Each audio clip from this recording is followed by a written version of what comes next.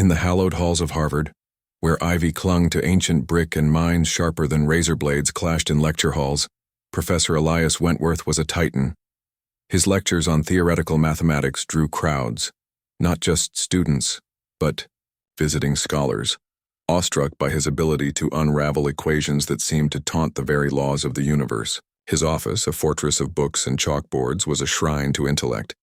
But Elias had a flaw, one whispered about in the corridors.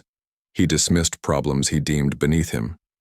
One such problem, a deceptively simple number theory puzzle posed by a colleague at a conference, had stumped the academic world for years. To Elias, it was trivial, a distraction from his grand theories.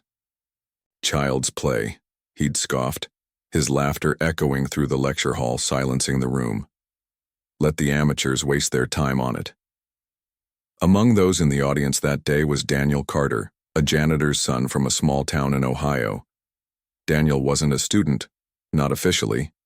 He'd earned a partial scholarship to Harvard but couldn't afford the rest, so he worked nights cleaning the lecture halls, mopping floors where equations were born.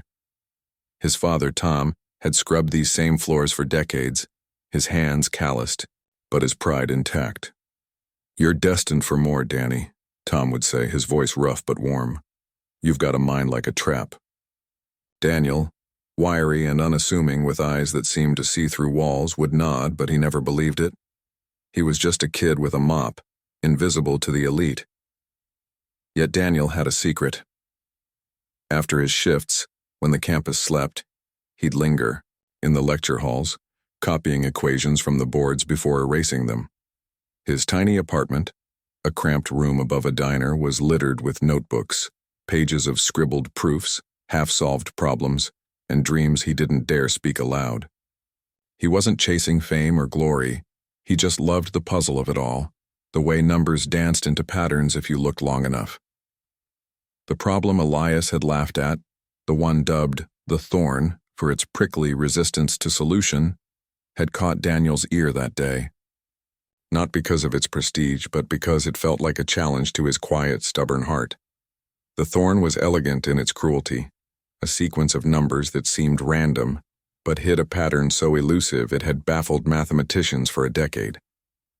It wasn't just a puzzle, it was a dare, a taunt to anyone who thought they could outsmart it.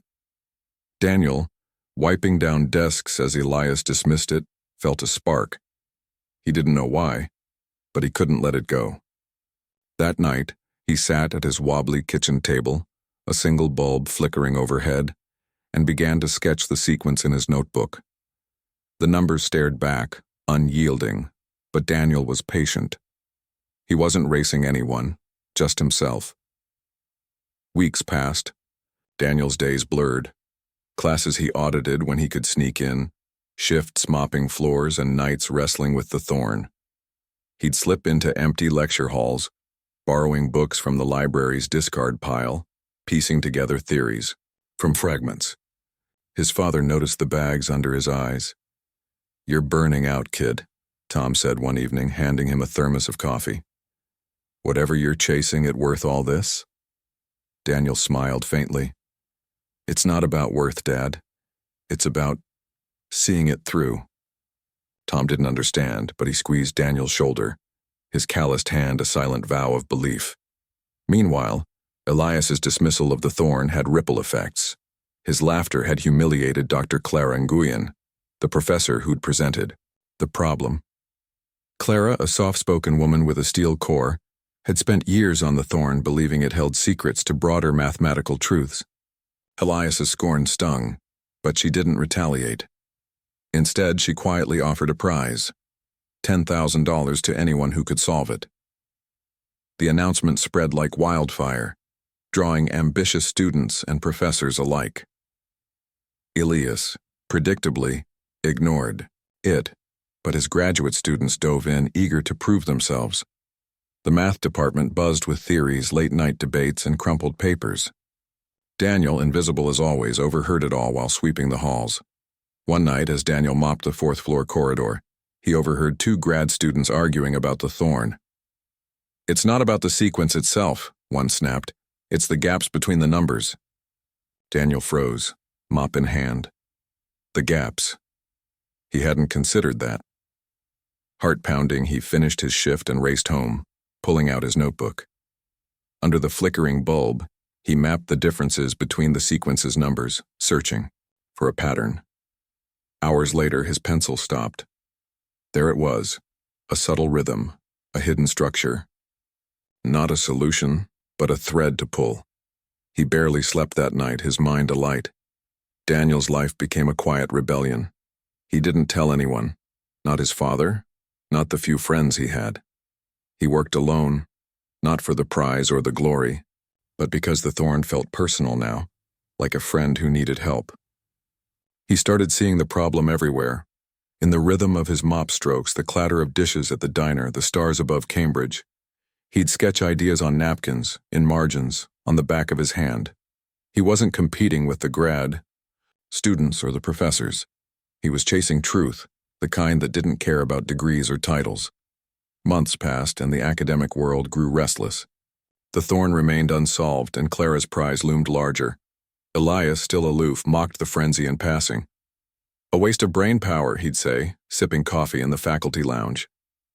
But Daniel was closing in. He'd found a key, a way to express the sequence as a recursive function tied to prime numbers.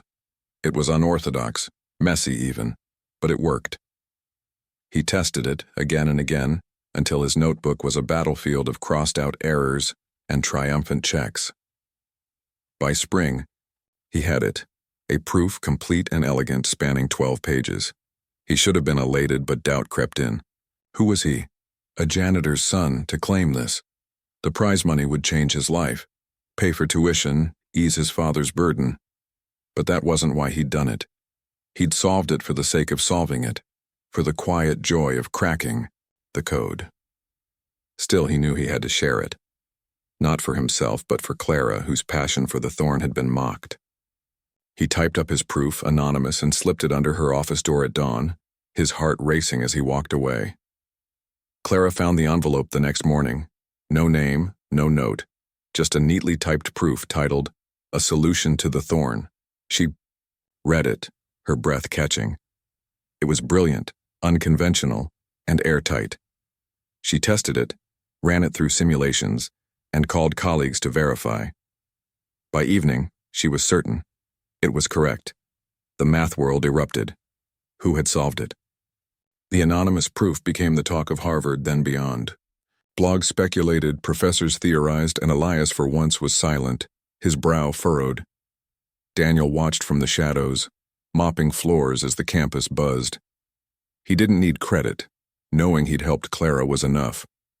But his father noticed something different in him, a lightness, a quiet pride. "You did something, didn't you?" Tom asked one night, leaning against their apartment's counter. Daniel hesitated, then nodded. "Don't tell anyone, Dad. It's not about me." Tom's eyes softened. "You're a good kid, Danny. Too good, maybe." The truth came out by accident. Clara, desperate to thank the solver, traced the paper's origins. A typo in the proof matched one in a discarded library book Daniel had borrowed. She confronted him gently, catching him after a shift. "Why didn't you say anything?"